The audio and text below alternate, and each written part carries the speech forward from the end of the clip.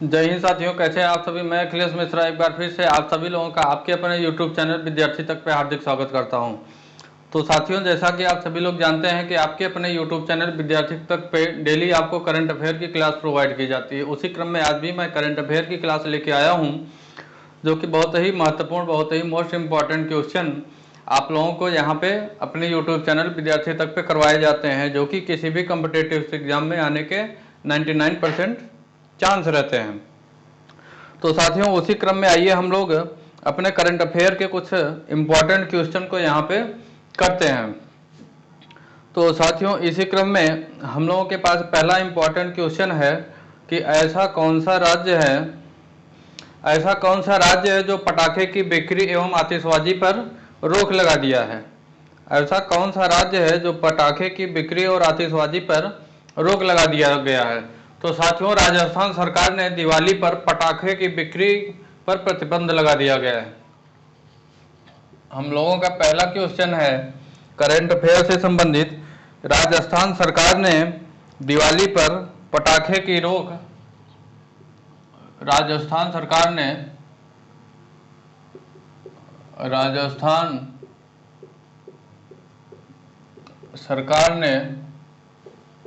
दिवाली के अवसर पर राजस्थान सरकार ने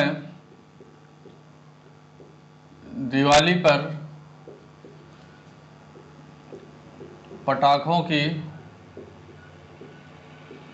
बिक्री पर रोक लगा दिया है।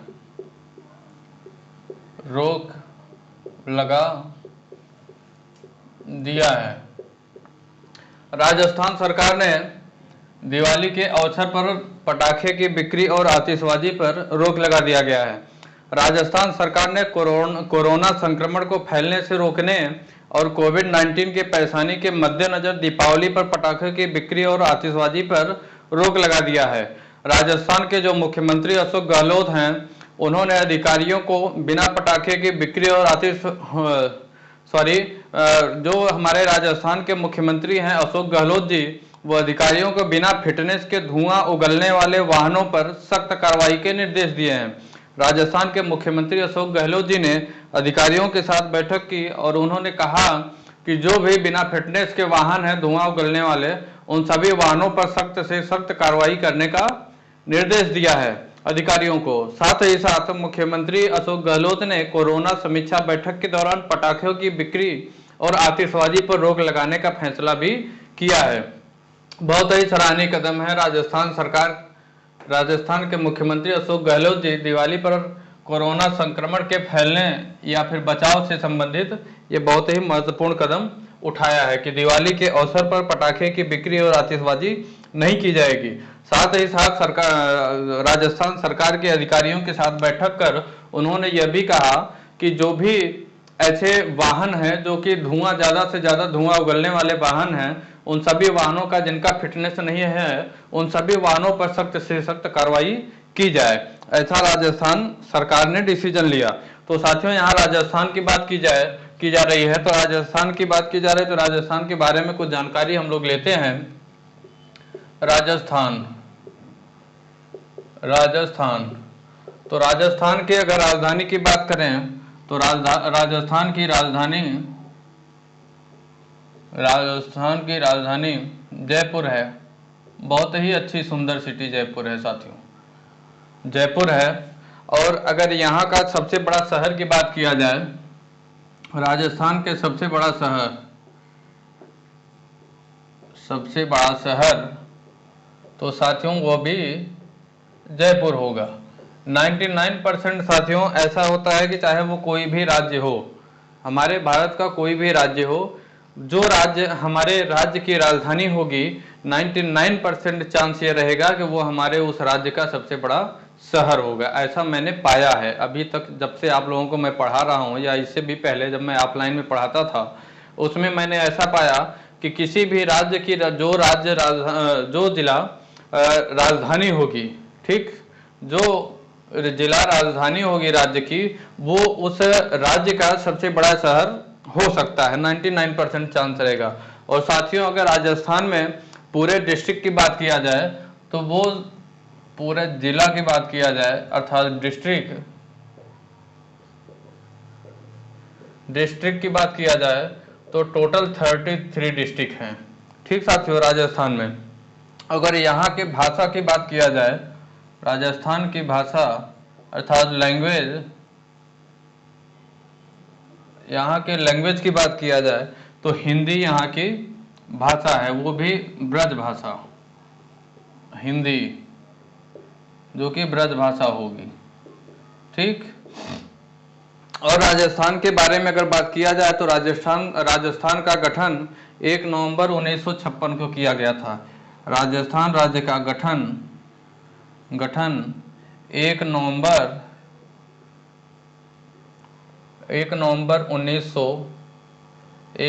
1956 को किया गया था।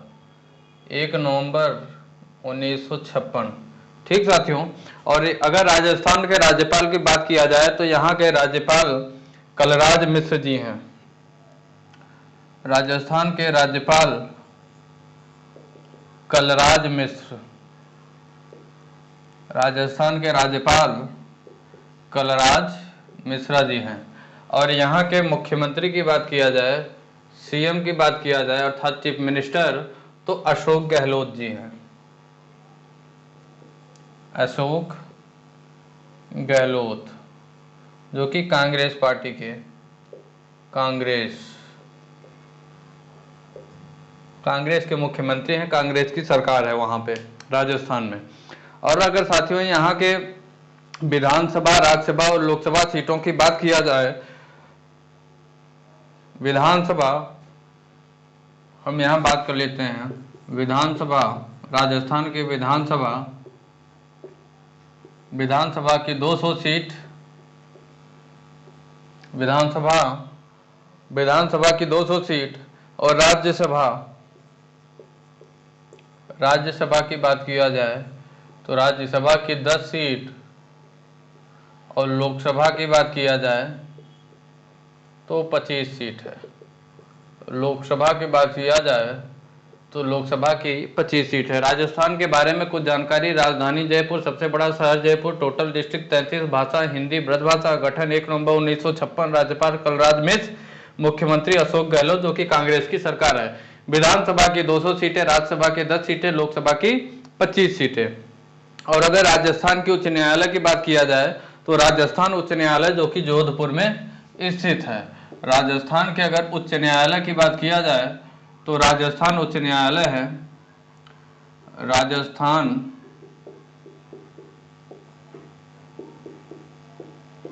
उच्च न्यायालय, राजस्थान का उच्च न्यायालय, राजस्थान उच्च न्यायालय जोधपुर, राजस्थान उच्च न्यायालय जोधपुर, राजस्थान उच्च न्यायालय जोधपुर राजस्थान का ही एक जिला है। ये हमारी साथियों राजस्थान से संबंधित जानकारी थी। राजस्थान सरकार ने कोरोना के बचाव और फैलाव और कोविड-19 पर नियंत्रण के लिए दिवाली के अवसर पर पटाखों के बिक्री और आतिशबाजी पर रोक लगा दिया गया है। और साथ ही साथ राजस्थान सरकार अर्थात राजस्थान के मुख्यमंत्री अशोक गहलोत ने अधिकारियों के साथ बैठक की और उन्होंने कहा कि जो ज़्यादा से ज़्यादा धुआं उगलने वाले वाहन हैं और उनका फिटनेस नहीं है, उन सभी वाहनों पर सख्त से सख्त कार्रवाई किया जाए। साथ ही साथ अगली जानकारी राजस्थान के राज्य की अगर बात की जा रही है तो राजस्थान के बारे में भी हमें कुछ जानकारी कर लेनी चाहिए।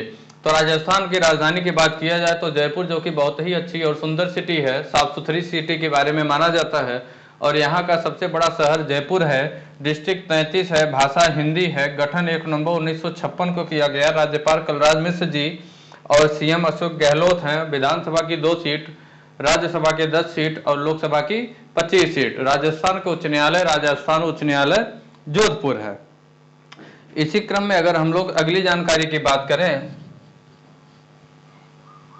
अगले इंफॉर्मेशन की बात करते हैं साथियों, बहुत ही इंपॉर्टेंट क्वेश्चन आपको कराया जाता है। टोटल क्वेश्चन से जितना भी सार निकल सकता है या क्वेश्चन से जो और भी क्वेश्चन निकल सकते हैं, जितना डीपली हो सकता है, जितना अंदर एकदम तह तक जाकर आप लोगों को समझाने की कोशिश की जाती है कि एक क्वेश्चन से कितने क्वेश्चन बनने के चांस हैं, आप लोगों के लिए इतनी कड़ी मेहनत की जाती है। अगली जानकारी है साथियों कि अजय चौधरी ने power grid corporation of India limited अर्थात पावर ग्रिड के निदेशक का कार्यभार संभाला है। अभय चौधरी जी जो हैं, अभय चौधरी जो कि सार्वजनिक क्षेत्र की power grid corporation of India एक कंपनी है, उसके निदेशक के रूप में कार्यभार संभाला है अभय चौधरी जी ने। तो साथियों अभय चौधरी ने सार्वजनिक क्षेत्र की कंपनी, अगली जानकारी के रूप में लिखेंगे हम लोग अभय चौधरी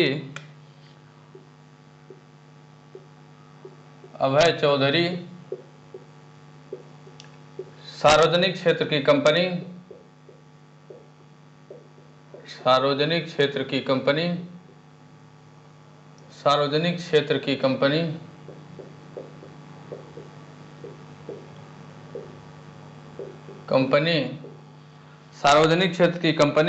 पावर ग्रिड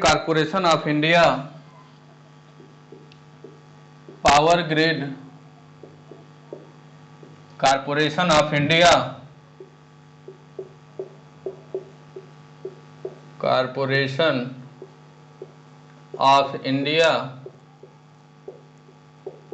लिमिटेड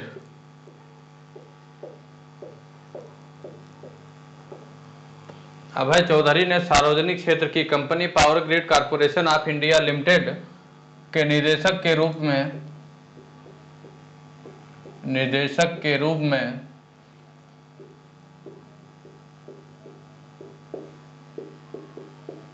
कार्यभार संभाला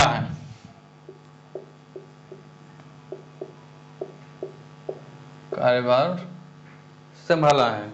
और साथियों अगर बात करें इनके बारे में तो ये इससे पहले कार्यपालिका निदेशक अर्थात वाणिज्य एवं नियामक प्रकोष्ठ और सीएमडी समन्वय प्रकोष्ठ के प्रभारी के रूप में भी कार्य कर चुके हैं। अभय चौधरी जी ने कार्यपालिका निदेशक अर्थात वाणिज्यिक और नियामक प्रकोष्ठ जो होता है उसके मतलब अच्छे पद पे काम कर चुके हैं और सीएमडी समन्वय प्रकोष्ठ के प्रभारी के रूप में भी कार्य कर चुके हैं। अभय चौधरी की अगर बात किया जाए तो ये एनआईटी दुर्गापुर से इलेक्ट्रीशियन इंजीनियरिंग के रूप में ग्रेजुएट हैं। अभय चौधरी की बात अगर किया जाए, अभय चौधरी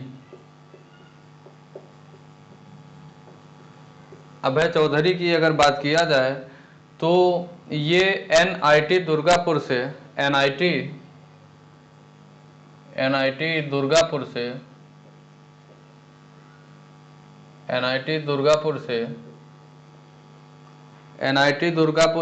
इलेक्ट्रिकल इंजीनियरिंग में ग्रेजुएट हैं। इलेक्ट्रिकल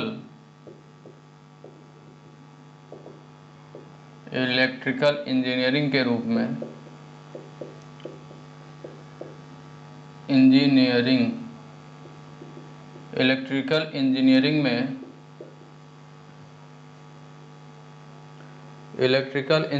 में ग्रेजुएट हैं।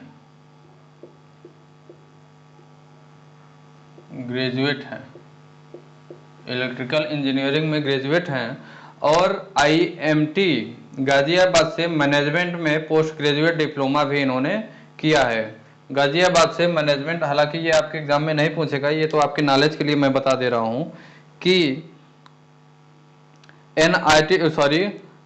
इन्होंने आईएमटी गाजियाबाद से मैनेजमेंट में पोस्ट ग्रेजुएट डिप्लोमा भी किया है। विद्युत क्षेत्र में अपनी 35 वर्षों से अधिक कार्यकाल के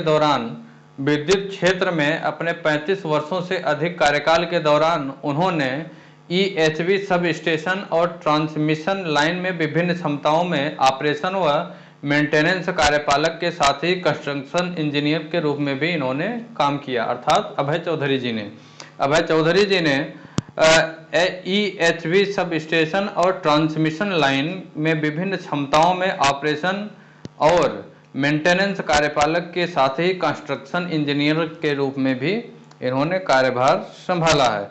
अब साथियों अगर बात किया जाए power grid corporation of India limited की स्थापना की भी अगर बात कर लिया जाए पावर ग्रिड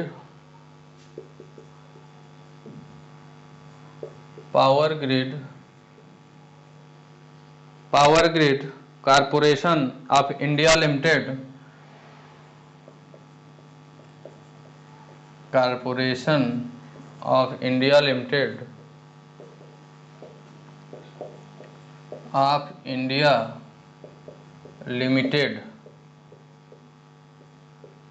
की स्थापना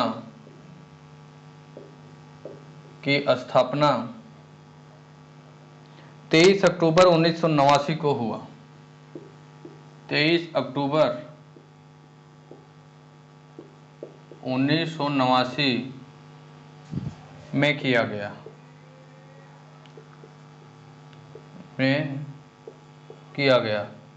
power grid corporation of India limited की स्थापना 23 अक्टूबर 1989 को किया गया। ये हमारी अगली जानकारी है। अब साथियों, अगर हम ये अभय चौधरी जी फिर से बताऊं आपको, तो अभय चौधरी जी सार्वजनिक क्षेत्र की जो कंपनी है जो कि विद्युत से संबंधित है, वो company power grid corporation of India limited के निदेशक के रूप में अभय चौधरी जी ने कार्यभार संभाला है। मतलब इस कंपनी के ये एमडी हैं। ठीक। दूसरी चीज साथियों, अभय चौधरी ने एनआईटी दुर्गापुर से इलेक्ट्रीशियन इंजीनियरिंग की डिग्री भी हासिल की है और साथ ही साथ आईएमटी गाजियाबाद से मैनेजमेंट में पोस्ट ग्रेजुएट भी ये हैं और भी अन्य कंपनियों में ये कार्य कर चुके हैं, इन्हें एक्सपीरियंस है। दूसरी चीज, power grid corporation of India limited की अगर स्थापना की बात करें तो ये 23 अक्टूबर 1989 को power grid corporation of India limited जो कि सार्वजनिक क्षेत्र की कंपनी है उसकी स्थापना किया गया। अब साथियों, अगर अगली जानकारी की बात करें तो वेस्ट इंडीज क्रिकेट टीम के एक खिलाड़ी हैं जिनका नाम क्रिस गेल है। उन्होंने एक जो सबसे अच्छा रिकॉर्ड है उसे वो बनाया। क्या रिकॉर्ड है? वेस्ट इंडीज के क्रिकेट टीम के खिलाड़ी क्रिस गेल T20 क्रिकेट में 1000 छक्का लगाने वाले दुनिया के पहले खिलाड़ी बन गए हैं। क्रिस गेल जी जो हैं, इसे मैं हटाता हूँ, इसे आप नोट कर लिए होंगे। वेस्ट इंडीज के क्रिकेट टीम के खिलाड़ी क्रिस गेल ने 1000 छक्का मारने वाले दुनिया के पहले खिलाड़ी बन गए हैं।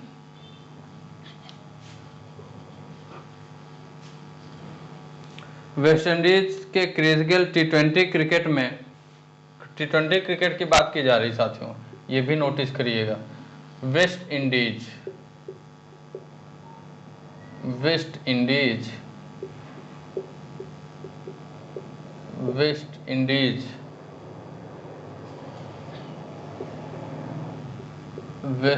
के cricket team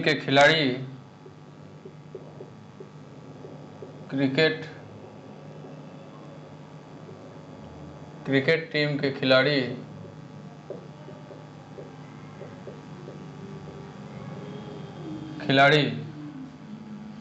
Chris Gayle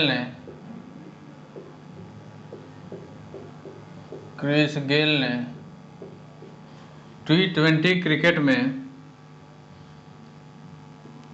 T20 match में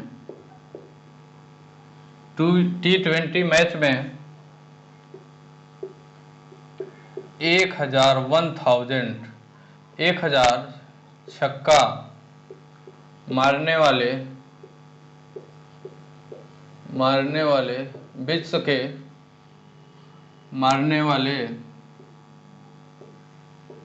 विश्व के पहले खिलाड़ी बन गए हैं। विश्व के पहले खिलाड़ी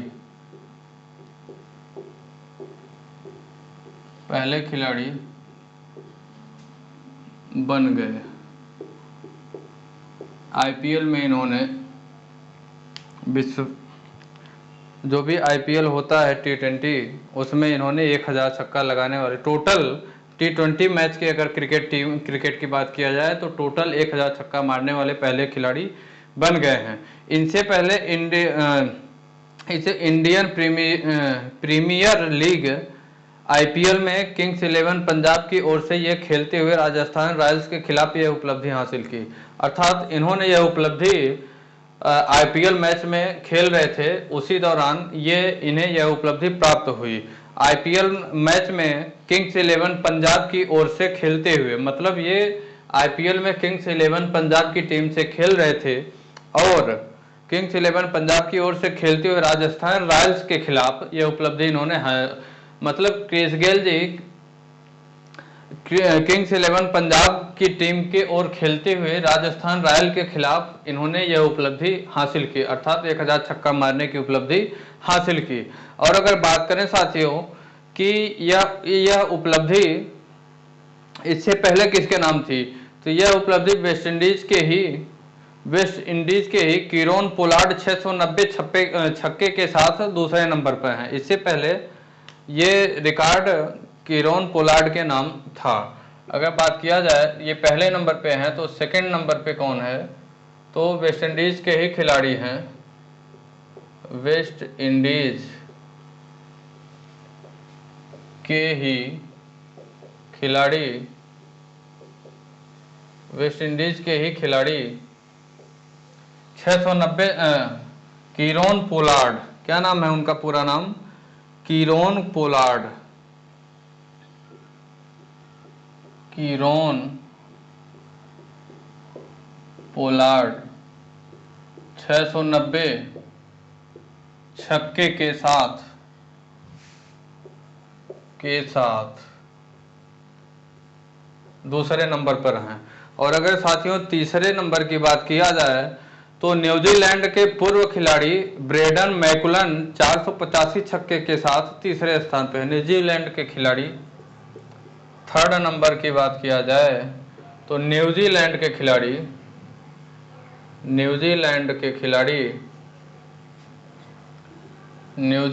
खिलाड़ी ये भी स्पोर्ट से रिलेटेड है, तो आप लोगों से पूछ सकता है। न्यूजीलैंड के खिलाड़ी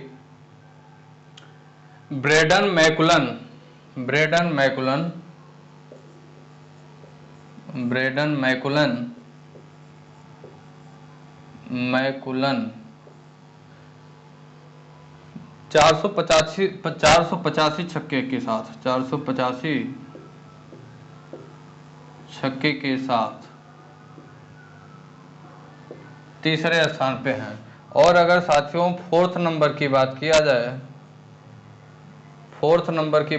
जाए तो चौथे नंबर पे ऑस्ट्रेलिया के शेन वॉटसन 467 छक्के के साथ चौथे नंबर पर है। ऑस्ट्रेलिया के शेन वॉटसन,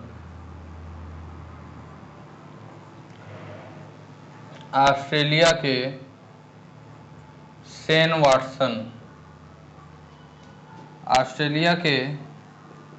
शेन वॉटसन 467 467 छक्के के साथ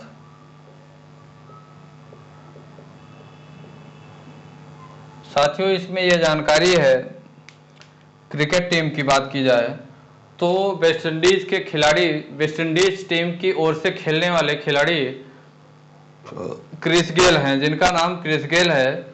उन्होंने अपना एक रिकॉर्ड कायम किया, जो कि उनका रिकॉर्ड है 1000 छक्का मारने की, वो भी टी20 मैच में।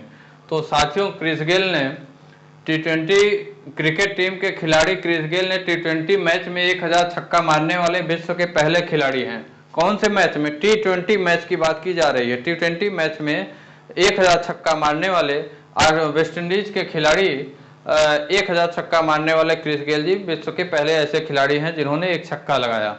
और साथियों अगर बात किया जाए तो ये आईपीएल में किंग्स 11 पंजाब की ओर से खेलते हैं।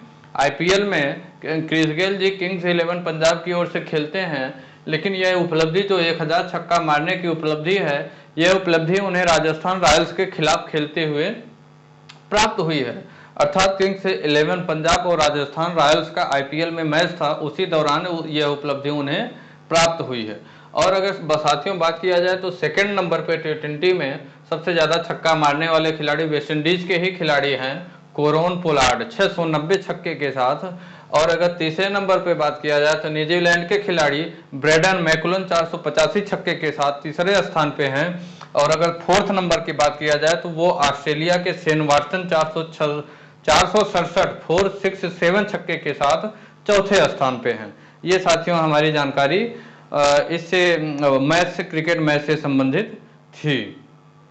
ठीक साथियों, अब अगर अगली जानकारी, इसे आप लोग हो सकता है नोटिस कर लिए हों, अगली जानकारी है हमारी रिजर्वेशन से संबंधित।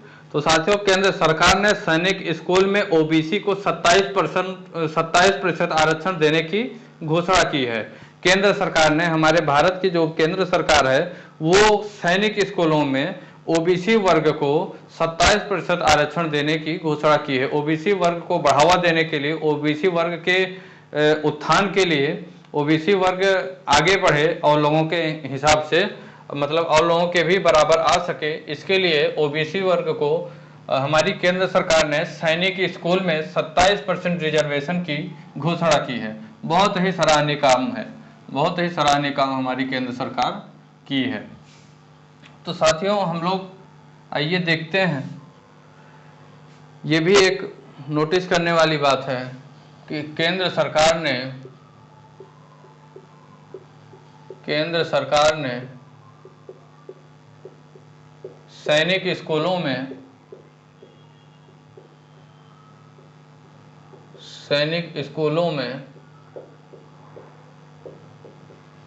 ओबीसी वर्ग को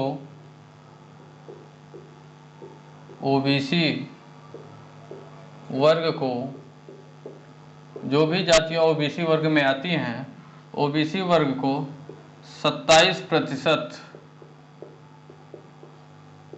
देश बर्बाद करने की बात है, वर्ग को 27% आरक्षण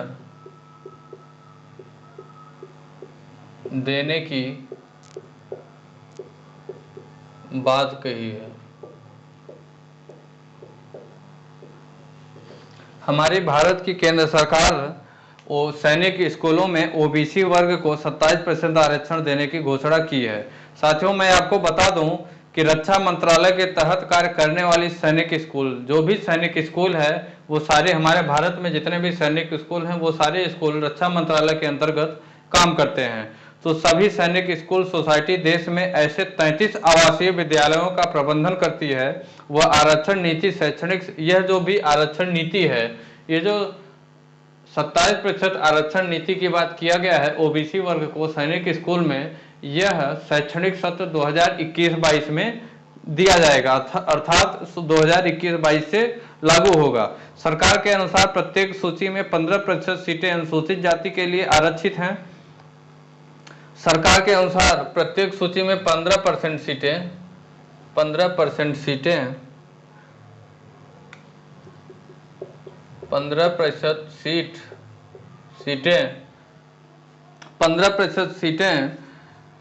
अनुसूचित जाति के लिए आरक्षित हैं। अनुसूचित जाति के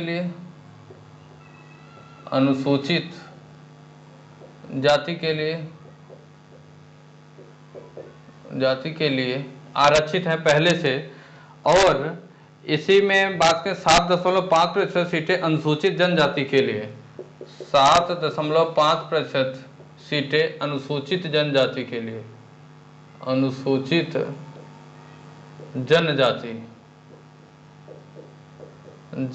के लिए, अर्थात एसटी के लिए। ठीक, ये एससी के लिए है और ये एसटी के लिए, ठीक है। और 27% आरक्षण ओबीसी वर्ग को दिए जाने की बात है और 27% सीटें गैर क्रीमी लेयर ओबीसी के लिए आरक्षित की गई है। ये साथियों हमारे केंद्र सरकार ने ऐसी घोषणा की है। अगली जानकारी है कि भारत की महिला रितु फोगाट ने सिंगापुर में लगातार तीसरी बार मिक्स्ड मार्शल आर्ट अर्थात MMA चैंपियनशिप का खिताब जीता है। रितु फोगाट ने एक इतिहास फिर रचा। ये हमारे केंद्र सरकार की जो आरक्षण से संबंधित जानकारी थी, इसे आप लोग नोट कर लिए होंगे। सैनिक स्कूलों में 27% रिजर्वेशन की बात की है ओबीसी वर्ग को, वो भी 2021-22 के शैक्षणिक सत्र से लागू किया जाएगा। अगली जानकारी साथियों रितु फोगाट से संबंधित है। भारत की महिला भारत की महिला रितु फोगाट ने भारत की महिला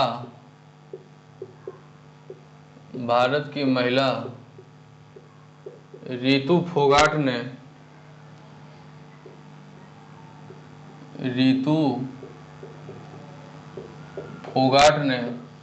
भारत की महिला रितु फोगाट ने सिंगापुर में लगातार तीसरी बार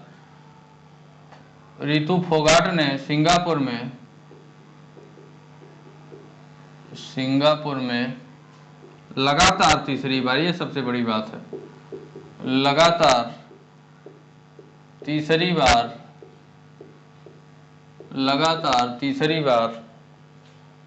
मिक्स्ड मार्शल आर्ट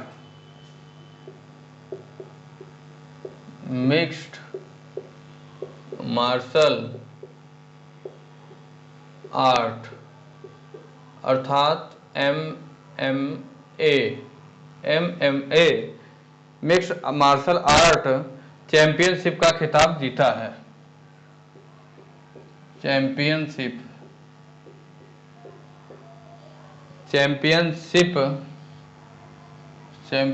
का खिताब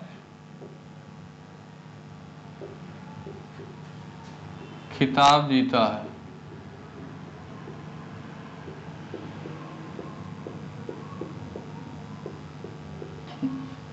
भारत की महिला खिलाड़ी रितु फोगाट ने सिंगापुर में लगातार तीसरी बार मिक्स्ड मार्शल आर्ट चैंपियनशिप खिताब जीता है।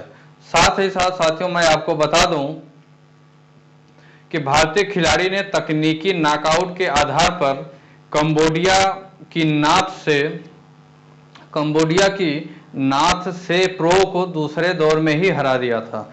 इन्होंने, हमारी भारत की जो महिला खिलाड़ी रितु फोगाट जी हैं, ये कंबोडिया की जो खिलाड़ी थी, भारत की महिला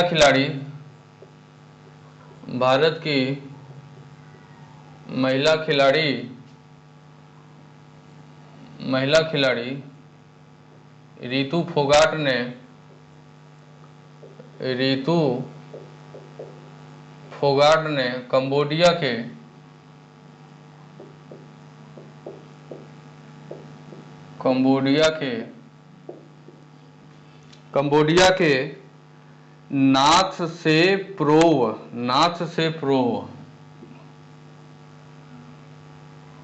नाथ से प्रो फोगाट ने कंबोडिया के नाथ से प्रो को दूसरे दौर में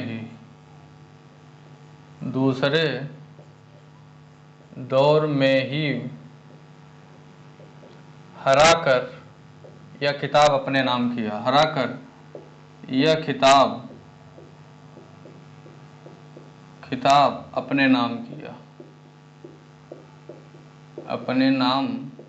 किया। हमारे भारत की जो महिला खिलाड़ी रितु फोगाट जी हैं, वो कंबोडिया के नाउ से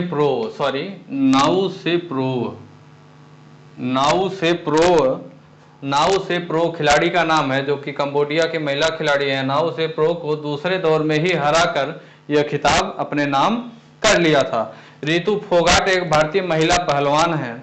रितु फोगाट की बात किया जाए तो यह रितु फोगाट भारतीय महिला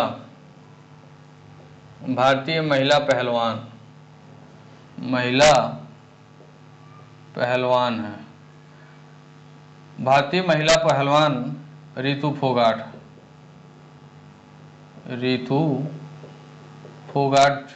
हैं। रितु फोगाट भारतीय महिला पहलवान हैं, जिन्होंने राष्ट्रमंडल कुश्ती चैंपियनशिप 2016 में भी स्वर्ण पदक जीता था। इन्होंने भारतीय महिला पहलवान रितु फोगाट राष्ट्रमंडल कुश्ती चैंपियनशिप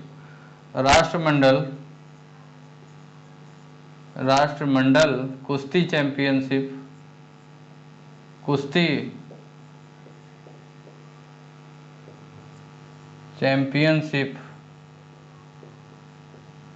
चैंपियनशिप 2016 में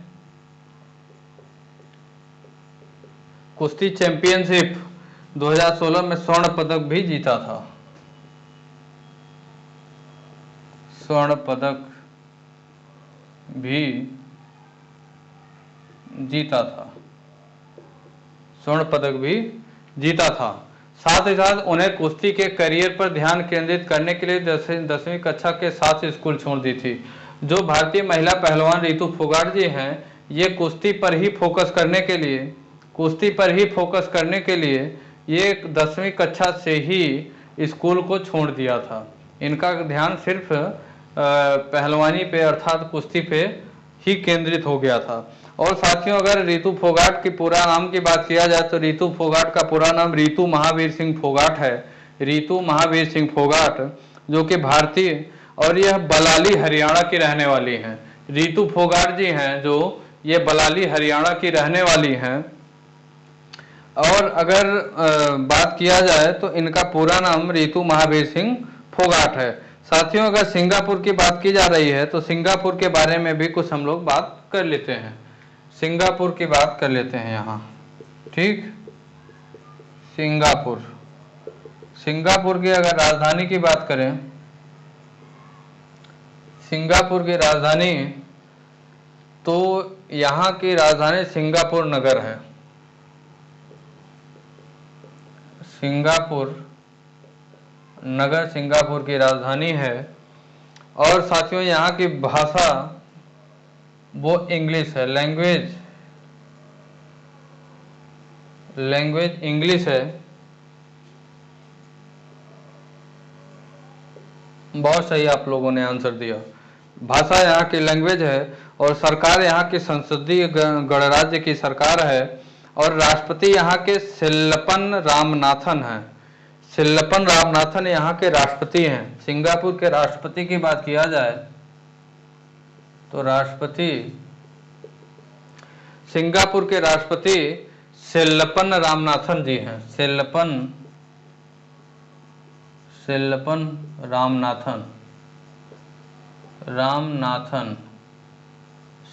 रामनाथन जी यहाँ के राष्ट्रपति हैं। और अगर प्रधानमंत्री की बात किया जाए तो ली सियन लोंग यहाँ के प्रधानमंत्री हैं। ली सियन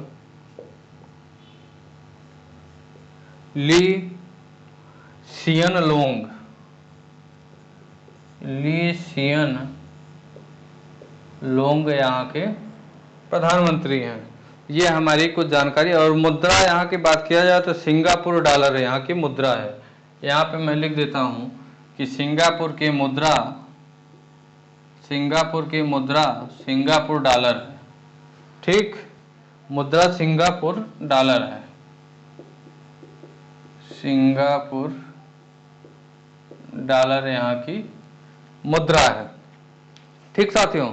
अब अगली जानकारी हम लोग देखेंगे, तो अगली जानकारी की ओर रुख करेंगे। इसे आप लोग नोटिस कर लिए होंगे, मैं इसे हटा रहा हूँ, ठीक। ये डेली आप लोगों की करंट अफेयर की क्लास होती है। और अगर आप लोग हमारे YouTube चैनल विद्यार्थी तक पे नए हैं, वीडियो देख रहे हैं, वीडियो आपको यूज़फुल लग रहा है, बहुत ही हेल्पफुल है, तो आप लोग हमारे YouTube चैनल विद्यार्थी तक को सब्सक्राइब करें और ज़्यादा से ज़्यादा शेयर करें, जिससे कि इस परिवार के, आपके ये परिवार विद्यार्थी तक है, इस परिवार से और भी ज़्यादा से ज़्यादा लोग जुड़ सकें और आपका ये एक विशाल परिवार बने, जिससे मुझे भी एक नई ऊर्जा और प्रोत्साहन मिलेगी। तो आप लोगों को अपना कर्तव्य निभाना चाहिए, जिस प्रकार से मैं मेहनत के साथ अपना कर्तव्य निभा रहा हूँ साथियों। अगली जानकारी साथियों भूटान से आ रही है कि केंद्रीय मंत्री पीयूष गोयल ने हाल ही में कहा कि भारत सरकार भूटान से 30,000 टन आलू आयात कर रही है। और उन्होंने कहा कि ऐसा आलू की घरेलू आपूर्ति बढ़ाने और कीमतों को कम करने के लिए किया जा रहा है। ऐसा जो कदम उठाया जा रहा है कि भूटान से 30,000 टन आलू का जो आयात किया जा रहा है, वो इसलिए किया जा रहा है कि आलू की घरेलू आपूर्ति बढ़ाने और कीमतों को कम करने में मदद मिलेगी। और उपभोक्ता मामलों के जो मंत्री हैं, उपभोक्ता मामलों के मंत्री पीयूष गोयल जी ने कहा कि 7,000 टन प्याज पहले ही भूटान से आयात किया जा चुका है। इसके अलावा दिवाली से पहले 25,000 टन और प्याज आने की उम्मीद है। प्याज में इस समय हमारे भारत में आग लगी हुई है, अर्थात रेट 7वें आसमान पे चल रहा है। तो साथियों अगर बात करें तो हमारे जो भारत के उपभोक्ता मामले के मंत्रालय पीयूष गोयल जी हैं, उन्होंने बताया कि भूटान से 30,000 टन आलू का 30,000 टन आलू का आयात किया जाएगा। आयात का मतलब आया हमारे यहाँ, ठीक। कुछ लोगों को कंफ्यूजन आयात और निर्यात में रहता है, तो आप लोगों को एक छोटी सी ट्रिक मैं बताऊंगा। आयात का मतलब आया, ये आप समझिएगा। आयात का मतलब आया, निर्यात का मतलब गया। आयात का मतलब आया, निर्यात का मतलब गया, ठीक साथियों। तो भूटान से 30,000 टन आलू का आयात हमारे भारत में 30,000 टन आलू का आयात हमारे भारत में किया जा रहा है। भारत में किया जा रहा है और उनका कहना यह है कि दिवाली से पहले 25,000 टन प्याज और आने की उम्मीद है। दिवाली से पहले 25,000 टन प्याज आने की उम्मीद उन्होंने जताई है, ठीक साथियों। और अगर बात करें तो भूटान राज्य की यहाँ पे बात की जा रही है, तो भूटान राज्य के बारे में हम लोग थोड़ी सी बात करते हैं। भूटान राज्य के बारे में बात अगर करें तो भूटान की राजधानी थिम्पू है। भूटान राज्य की बात करें तो राजधानी थिम्पू है। राजधानी थिम्पू, ठीक साथियों, थिम्पू।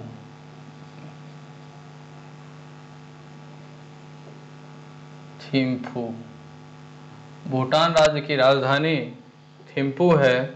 और अगर यहाँ की भाषा बात करें तो जोड़खा यहाँ की राजभाषा है। और हमारे भूटान में राजा होते हैं जिनका नाम जिग्मे खेसर नामग्याल है। भूटान के राजा की बात करें, भूटान के राजा जिग्मे खेसर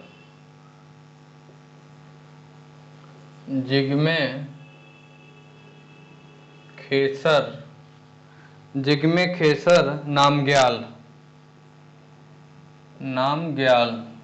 भूटान के राजा की बात किया गया। अब अगर यहाँ के प्रधानमंत्री की बात किया जाए, भूटान के प्रधानमंत्री की बात किया जाए तो लोतेय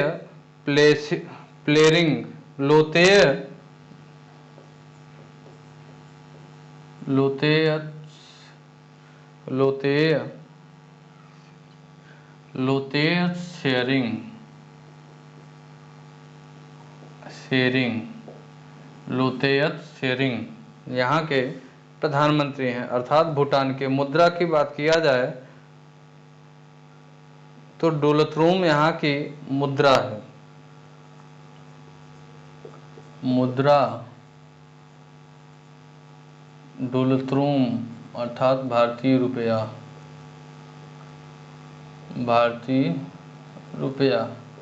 डोलथ्रुम भूटान की मुद्रा है। भूटान की बात किया जाए तो यह धरातल विश्व के सबसे उबड़ खाबड़ धरातलों में से एक है। भूटान का जो धरातल है, भूटान का जो धरातली हिस्सा है, यह पूरे विश्व के सबसे ज़्यादा उबड़ खाबड़ धरातलों में से भूटान का धरातल एक है। मतलब भूटान का धरातल पूरे विश्व के धरातल की बात किया जाए तो सबसे ज़्यादा उबड़ खाबड़ में हमारे भूटान का धरातल आता है। ये साथियों हमारे भूटान से संबंधित जानकारी थी। अगली जानकारी साथियों IIT रुड़की की बात करेंगे। ये भूटान से संबंधित थी कि भूटान से 30,000 टन आलू का आयात भारत में किया जाएगा और उम्मीद है कि दिवाली से पहले 25,000 टन प्याज का भी आयात किया जा सकता है। ऐसा हमारे भारत के जो उपभोक्ता मामले के मंत्रालय पीयूष गोयल जी हैं, ऐसा उन्होंने बताया। उपभोक्ता मामलों के मंत्रालय पीयूष गोयल जी ने ये जानकारी दी।